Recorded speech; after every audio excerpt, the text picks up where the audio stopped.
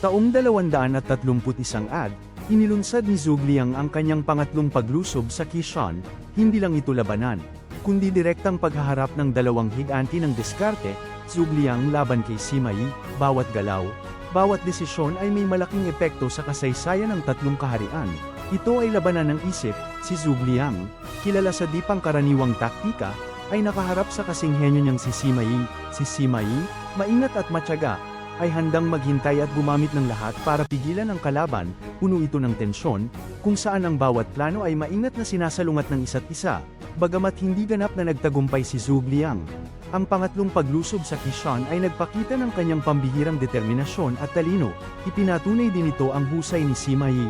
Ito ay paalala na sa digmaan, hindi palaging ang pinakamalakas ang nananalo, kundi ang pinakamatalino at matyaga, isang kabanata na nag-iwan ng malalim na marka sa kasaysayan.